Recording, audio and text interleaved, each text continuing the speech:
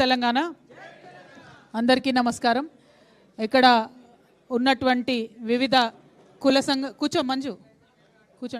కుల సంఘాలకు సంబంధించినటువంటి నాయకులకు, యునైటెడ్ పూలే ఫ్రంట్ నాయకులు శివశంకర్ గారు, అట్లానే కోఆర్డినేటర్ గారు ఆలకుంట హరి గారు, అట్లానే యూపీఎఫ్ నాయకులందరికీ, తెలంగాణ జాగృతి నాయకులందరికీ, వివిధ బీసీ సంఘాలకు సంబంధించి వచ్చినటువంటి మిత్రులకు, పత్రికా మిత్రులకు అందరికి కూడా హృదయపూర్వకంగా నమస్కారాలు తెలియజేస్తూ ఉన్నాను.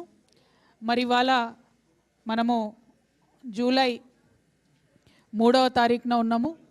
జూలై 17వ తారీఖు నాడు బీసీ బిల్లు సాధించుకోవాలనేటటువంటి ఉద్దేశంతో యునైటెడ్ పూలే ఫ్రంట్, తెలంగాణ జాగృతి కలిపి రైల్ రోకోకి పిలుపునిచ్చినటువంటి విషయం మీ అందరికీ తెలిసిందే. మరి ఈ సందర్భంగా అనేక సంఘాలకు సంబంధించిన నాయకులను, అనేక మంది పొలిటికల్ పార్టీలకు సంబంధించినటువంటి నాయకులకు కలిసి మద్దతు ఇవ్వమని చెప్పి కోరడం జరిగింది. ఈ సందర్భంలో అనేక రకాలైనటువంటి స్టేట్మెంట్స్ మనం చూస్తూ ఉన్నాం, అనేక మంది మాట్లాడుతున్నటువంటి అంశాలను మనం గమనిస్తూ ఉన్నాం. మరి ఈ సందర్భంలో మళ్ళీ ఒకసారి బీసీ బిల్లు ఇప్పుడు ఎక్కడ ఉంది, దానికి కారకులు ఎవరు, అది పాస్ కావాలంటే ఏం చేయాలి అనేటటువంటి అంశాల గురించి ఒకసారి పునరాలోచించుకోవాల్సినటువంటి అవసరం వచ్చింది. బీసీ బిల్లు రాష్ట్రం నుంచి పాస్ అయ్యి రాష్ట్రపతి గారి దగ్గర కేంద్రంలో ఉన్నది. మరి అక్కడి నుండి వెనక్కి రావాలంటే భారతీయ జనతా పార్టీ చొరవ తీసుకోవాల్సినటువంటి అవసరం ఉన్నది. కాబట్టి నిన్న భారతీయ జనతా పార్టీ రాష్ట్ర అధ్యక్షులుగా ఎన్నికైనటువంటి గౌరవనీయులు రామచంద్రరావు గారికి మరి తెలంగాణ జాగృతి, యునైటెడ్ పూలే ఫ్రంట్ నుంచి నిన్న మేము లెటర్ రాయడం జరిగింది. వారిని రిక్వెస్ట్ చేసినాం, అధ్యక్షుడిగా అయిన తర్వాత ఇది మీరు తొలి విజయంగా తెలంగాణ బీసీ బిడ్డల కోసం సాధించి పెట్టాలి అని చెప్పి రిక్వెస్ట్ చేస్తూ నిన్న భారతీయ జనతా పార్టీ నూతన అధ్యక్షుడిగా ఎన్నికైనటువంటి రామచంద్ర సారి పత్రికాముఖంగా కోరుతున్నాం.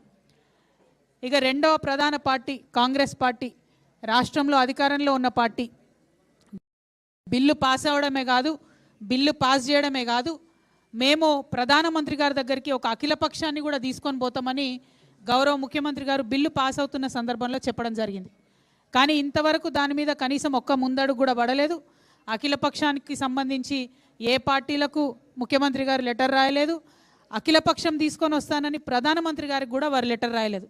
లెటర్ రాయకపోగా మల్లికార్జున్ ఖర్గే గారు, జాతీయ కాంగ్రెస్ పార్టీ అధ్యక్షులైనటువంటి మల్లికార్జున్ ఖర్గే గారు ఇవాళ హైదరాబాద్కు వస్తూ ఉన్నారు. ఎందుకోసం వస్తున్నారు? కేవలం కాంగ్రెస్ పార్టీ జిల్లా, మండల, గ్రామ స్థాయి కార్యకర్తలతో మాట్లాడడానికి వస్తూ ఉన్నారు. రాబోతున్నటువంటి స్థానిక సంస్థల ఎన్నికలలో వారిని సన్నద్ధం చేయడానికి వస్తూ ఉన్నారు. అంటే మీరు తెలంగాణకు వచ్చి ఇక్కడ ప్రజల ద్వారా స్థానిక సంస్థల ఎన్నికల్లో లబ్ధి పొందుదామని చూస్తున్నారు తప్పితే 42% బీసీలకు రిజర్వేషన్ ఇవ్వకుండా స్థానిక సంస్థలకు పోతామని మాత్రం చెప్తలేరు. మల్లికార్జున్ ఖర్గే గారు నేను డిమాండ్ చేస్తూ ఉన్నా, 42% బీసీలకు రిజర్వేషన్ లేకుండా ఎట్టి పరిస్థితుల్లో స్థానిక సంస్థల ఎన్నికలు నిర్వహించడానికి వీల్లేదు. దానికోసం మీరు ప్రయత్నం చేయండి. మల్లికార్జున్ ఖర్గే గారు స్వయంగా రాజ్యసభలో ఉన్నారు, ఇంతవరకు ఒక్కసారి కూడా వారు రాజ్యసభలో బీసీలకు అనుకూలంగా మాట్లాడలేదు. రాహుల్ గాంధీ గారు లోక్సభలో ఉన్నారు, ప్రియాంక గాంధీ గారు లోక్సభలో ఉన్నారు. వారిద్దరు కూడా ఎప్పుడు బీసీల కోసం, తెలంగాణ బీసీల కోసం అనుకూలంగా మాట్లాడినటువంటి దాఖలాలు ఇంతవరకు కనబడలేదు. పెద్దలు సోనియా గాంధీ గారు కూడా చట్టసభల్లో ఉన్నారు, కానీ వారు కూడా ఇంతవరకు తెలంగాణ బీసీల కోసం మాట్లాడినట్టు అనిపించలేదు. ఇదే సోనియా గాంధీ గారు, ఇదే రాహుల్ గాంధీ గారు, ఇదే ప్రియాంక గాంధీ గారు, ఇదే మల్లికార్జున్ ఖర్గే గారు మన చేవెళ్ళకు వచ్చి ఎస్సీ ఎస్టీ డిక్లరేషన్ ఇచ్చిండ్రు, కామారెడ్డికి వచ్చి బీసీ డిక్లరేషన్ చేసిండ్రు, సిద్దిరామయ్య గారిని తీసుకొచ్చి అనేకమైన డిక్లరేషన్లు చేసి సంతకాలు పెట్టి వాగ్దానాలు చేసి ఇవాళ అధికారంలోకి వచ్చిండ్రు. కాబట్టి మల్లికార్జున్ ఖర్గే గారిని మా హక్కుగా తెలంగాణ ప్రజలకు మీరు ఇచ్చినటువంటి మాట నిలబెట్టుకోవాల్సిందిగా మేము డిమాండ్ చేస్తూ ఉన్నాం.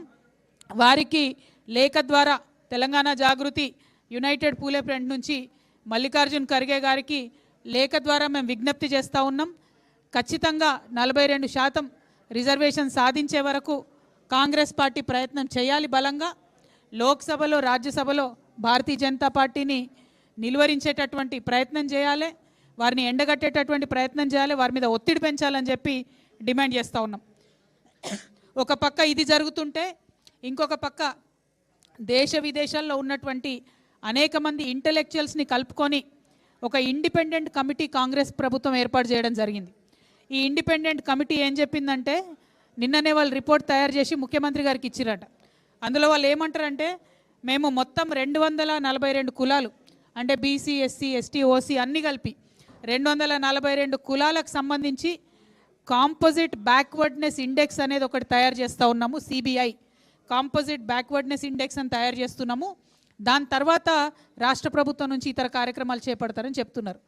నేను ఇండిపెండెంట్ కమిటీని రాష్ట్ర ప్రభుత్వాన్ని డిమాండ్ చేసేది ఒకటే, మీరు ఇదివరకే షమీమ్ అఖ్తర్ కమిషన్ వేసిండ్రు, దాని నివేదికను బయట పెట్టలేదు. భూసాని కమిషన్ వేసిండ్రు, దాని నివేదికను బయట పెట్టలేదు.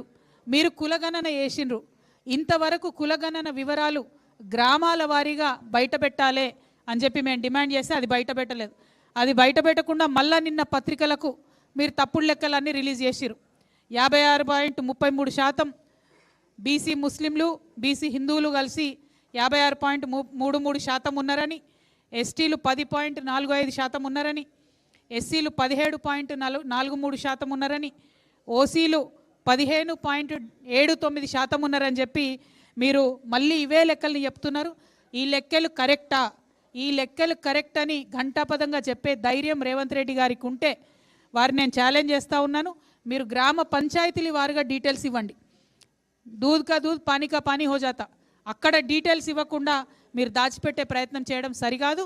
ఈ యొక్క ఇంటెలెక్చువల్స్ కమిషన్ రిపోర్ట్ని కూడా, కమిటీ రిపోర్ట్ కూడా సంపూర్ణంగా ప్రజల ముందు పెట్టాలని చెప్పి నేను డిమాండ్ చేస్తూ, మళ్ళీ ఒకసారి బీసీ సమాజాన్ని, బీసీలకు రిజర్వేషన్ కావాలనుకునేటటువంటి ప్రజాస్వామ్యబద్ధంగా ఆలోచన చేసే ప్రతి ఒక్క తెలంగాణ బిడ్డను కూడా రిక్వెస్ట్ చేస్తున్నా, 17 జూలై నాడు పెట్టినటువంటి రైల్ రోకోని మనందరం కలిసి విజయవంతం చేసుకుందాం. ఢిల్లీకి ఒక మంచి మెసేజ్ పంపిద్దాం. డెక్కన్ నుంచి ఢిల్లీకి పోయే ప్రతి రైల్ని ఆ రోజు ఆపుదాం. తెలంగాణ బీసీల యొక్క ప్రతాపం ఏందో చూపెడదామని ఈ సందర్భంగా మీకు నేను విజ్ఞప్తి చేస్తూ, మరి యునైటెడ్ పూలే ఫ్రంట్ కన్వీనర్ శివశంకర్ గారిని ఒక 2 minutes అడ్రస్ చేయవలసిందిగా కోరుతాం. జై బీసీ, జై యూపీఎఫ్, జై జాగృతి. మనం ఈరోజు బీసీ బిల్లు మీద చట్టసభలో 42% రిజర్వేషన్ కల్పించాలనేటువంటి ఉద్దేశంతో గత సంవత్సరాల కాలంగా జిల్లా పర్యటనలు, మరి మండలాల పర్యటనలు, సభలు, సమావేశాలు చేసినప్పటికి కూడా మరి ప్రభుత్వాన్ని చెల్లించకపోవడం, ప్రభుత్వం ఇప్పటికి కూడా నిమ్మకు నీరెత్తినట్టుగా మరి తూతూ మంత్రంగా బిల్లు పెట్టేసి చేలు దులుపుకునే ప్రయత్నం చేస్తున్న ప్రయత్నాన్ని వెంటగట్టడంలో తెలంగాణ జాగృతి అధ్యక్షురాలు శ్రీమతి శ్రీ కల్వకుంట్ల కవితమ్మ గారి నాయకత్వంలో యునైటెడ్ పూలే ఫ్రంట్ రాష్ట్రంలోని 120 కులాలపై చేరుకున్నటువంటి భాగస్వామ్యంతో ఏర్పడినటువంటి యూపీఎఫ్ ద్వారా మరి సభలు సమావేశం